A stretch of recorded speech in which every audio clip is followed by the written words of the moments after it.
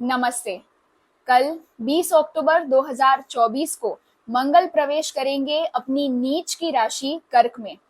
इन पर राहु की दृष्टि बनी हुई होगी और साथ ही शनि के साथ षडाष्टक योग भी बनेगा और ये तीनों संकेत बिल्कुल भी अच्छे नहीं हैं। मंगल और राहु मिलकर बनाते हैं अंगारक योग, साथ ही शनि और मंगल जब साथ आते हैं तो विस्फोटक योग बनता है। हमारे हिंदू पंचांग के अनुसार इस साल विक्रम संवत 2081 के राजा भी मंगल हैं और उन्हीं की स्थिति इतनी ज्यादा खराब होने वाली है और ये हमारे लिए चुनौतियां जरूर लेकर आएगा। मंगल हर राशि में लगभग 45 दिनों तक रहते हैं, लेकिन मंगल का कर्क राशि का ये गोचर बहुत ज्यादा अनयूजुअल है, बहुत ज्यादा विचित्र है, क्योंकि मंगल कर्क राशि में 20 अक्टूबर 2024 को प्रवेश करेंगे। इसके बाद 6 दिसंबर 2024 को वो कर्क राशि में ही वक्री हो जाएंगे। इसके बाद वो वक्री अवस्था में ही पीछे की तरफ जाते हुए 21 जनवरी 2025 को मिथुन राशि में प्रवेश करेंगे, जहां पर वो फिलहाल हैं। फिर वो मिथुन राशि में ही 24 फरवरी 2025 को मार्गी हो जाएंगे और 3 अप्रैल 2025 को फिर से कर्क राशि में प्रवेश करेंगे। फिर वो 45 दिनों के बदले लगभग 51 दिनों तक यानी 6 जून 2025 तक कर्क राशि में ही बने रहेंगे। ये सभी घटनाएं हमें बहुत बड़े खतरे का संकेत दे रही हैं। कर्क राशि जल तत्व की राशि होती है, हमारी भावनाओं को दर्शाती है, इमोशंस का कारक होती है। वहीं मंगल अग्नि तत्व को दर्शाते हैं और वो एक्शन के, आक्रोश के, ऊर्जा के, गुस्से के कारक होते हैं। यानी एक बेहद एक्टिव इंसान को जब आप एक जगह पर शांति से बैठकर संवेदनशील होने के लिए कहेंगे तो वो व्यक्ति बहुत ज्यादा विचलित हो जाएगा। सूर्य भी इस समय में नीच के होकर बैठे हुए हैं। सूर्य हमारी इम्यूनिटी के कारक होते हैं, हमारे अंदर के कॉन्फिडेंस को दर्शाते हैं। वहीं मंगल हमें किसी भी चुनौती से लड़ने का साहस देते हैं, क्योंकि जिन दोनों ग्रहों से हमें ऊर्जा मिलती है वो दोनों ही ग्रह नीच के होकर बैठे हुए हैं, दोनों बहुत ज्यादा कमजोर स्थिति में हैं। इसीलिए इस समय में बीमारियां बहुत ज्यादा फैल सकती है, आपको काम करने का मन बिल्कुल भी नहीं करेगा और आप जरा जरा सी बात पर थकान महसूस करेंगे। मंगल एक एक्शन कारक ग्रह है और वो आकर बैठ गया है एक भावनात्मक राशि कर्क में और इस पर राहु जैसे ग्रह की दृष्टि बनी हुई है। राहु को इंस्टेंट रिजल्ट्स चाहिए और क्योंकि मंगल कमजोर हैं तो उसे इंस्टेंट रिजल्ट्स नहीं मिलेंगे, जिसके चलते आप तिलमिला जाएंगे। आपको छोटी छोटी बातों पर इरिटेशन, फ्रस्ट्रेशन होने लगेगा और क्योंकि शनिदेव जो हमारे कर्मों के कारक हैं उनका मंगल के साथ विस्फोटक कॉम्बिनेशन बना हुआ है षडाष्टक योग के चलते, जहां पर शनिदेव भी कुंभ राशि में वक्री अवस्था में ही है।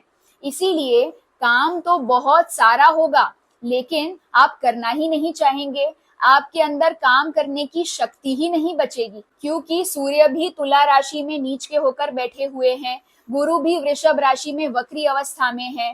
तो आपसे ओहदे में, उम्र में जो बड़े हैं, ऐसे लोगों के साथ आपका मनमुटाव हो सकता है, मनभेद, मतभेद, वाद विवाद हो सकते हैं। इसके चलते आपकी नौकरी भी खतरे में पड़ सकती है। इस समय में आप अपने ऑफिस में कोई छोटी सी बात को लेकर एकदम से नौकरी छोड़ने का निर्णय बिल्कुल भी ना लें, क्योंकि बुध फिलहाल अस्त हैं। बुध हमारी बुद्धि के कारक होते हैं और इस समय में क्योंकि अन्य किसी भी अच्छे ग्रह का सपोर्ट नहीं मिल रहा है तो आपको कोई सही सलाह नहीं देगा, आपको कोई सही मार्गदर्शन भी नहीं देगा और आप गलत निर्णय लेने की तरफ आगे बढ़ते चले जाएंगे और फिर आपको इसका बहुत ज्यादा पछतावा हो सकता है। 2 से 5 मिनट के गुस्से के उबाल में आप जो निर्णय लेंगे उसके चलते आपके आगे आने वाले कई साल बर्बाद हो सकते हैं। इस समय में एक्सीडेंट्स की तादाद बहुत ज्यादा बढ़ सकती है।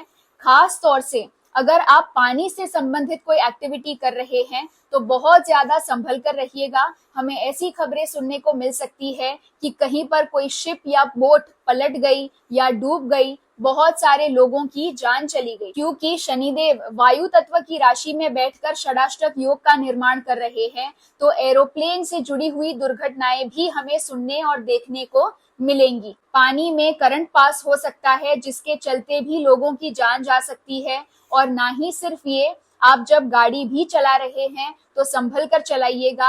आप जब रोड भी क्रॉस कर रहे हैं तो भी संभल कर रहिएगा। आग और नोकीली चीजों के आसपास भी बचकर रहिएगा। गैस लीकेज की समस्याएं भी सामने आ सकती हैं। आपके घर में भी जब आप गैस सिलेंडर का उपयोग नहीं कर रहे हैं तो उसका नॉब बंद करके रखें। भारत की कुंडली में कर्क राशि तीसरे भाव को दर्शाती है, जहां से पड़ोसियों को, नेबर्स को देखा जाता है।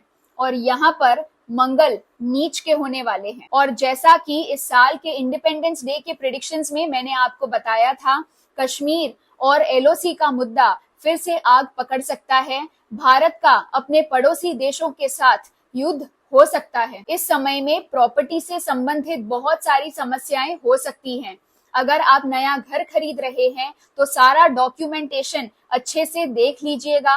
बिल्डर कौन है, कैसा है, उसका बैकग्राउंड चेक करवा लीजिएगा। अगर आप रीसेल की प्रॉपर्टी खरीद रहे हैं तो ओनर कौन है, कैसा है, घर कैसा है, घर में कोई प्रॉब्लम तो नहीं है, ये सब कुछ अच्छे से जांचने परखने के बाद ही अपना पैसा निवेश करिएगा, क्योंकि प्रॉपर्टी के मामलों में फ्रॉड होने की बहुत ज्यादा संभावनाएं दिखाई दे रही हैं। प्रॉपर्टी के लिए भाई बहन, भाई भाई, बहन बहन, सिबलिंग्स के बीच बहुत ज्यादा झगड़े हो सकते हैं और हो सकता है कि बात मारपीट और हत्या तक भी पहुंच जाए। इस समय में कई लोगों को शारीरिक सुख की प्राप्ति नहीं होगी, जिसके चलते उन्हें कमजोर महसूस होगा, उन्हें फ्रस्ट्रेशन होने लगेगा, इरिटेशन होने लगेगा। और इसी की वजह से उनके अंदर काम वासना बढ़ती चली जाएगी और इसे कंट्रोल करना होगा, नहीं तो आपके रिश्ते बहुत ज्यादा बिगड़ जाएंगे। बात मारपीट तक पहुंच सकती है,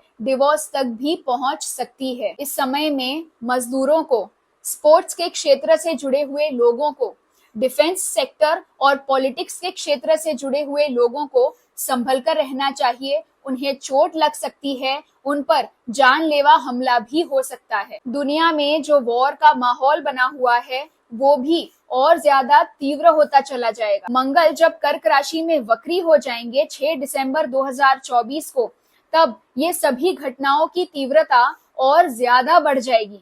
तब के लिए मैं आपको अलग से वीडियो बनाकर जरूर दूंगी। मंगल के कर्क राशि में इस गोचर से 12 की 12 राशियों पर क्या प्रभाव पड़ेगा, इसकी जानकारी मैं आपको कल YouTube लाइव पर दूंगी। अगर आपने मेरे चैनल को सब्सक्राइब नहीं किया है तो सब्सक्राइब जरूर कर लीजिएगा, बेल बटन भी दबा दीजिएगा, ताकि आपको मेरे वीडियो के नोटिफिकेशंस समय समय पर मिलते रहें। और कल के YouTube लाइव वीडियो में मैं आपको इस गोचर में करने वाले उपायों के बारे में भी जरूर बताऊंगी। समय थोड़ा सा कठिन जरूर है, आपको अपनी भावनाओं पर नियंत्रण रखना होगा, अपने गुस्से पर काबू रखना होगा। उम्मीद करती हूँ आपको इस वीडियो द्वारा अच्छी खासी जानकारी प्राप्त हुई होगी। ऐसे अन्य वीडियोस के लिए मेरे साथ जुड़े रहिए।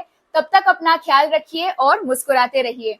बड़ों को आदर, छोटों को प्यार। वीडियो देखने के लिए बहुत बहुत आभार।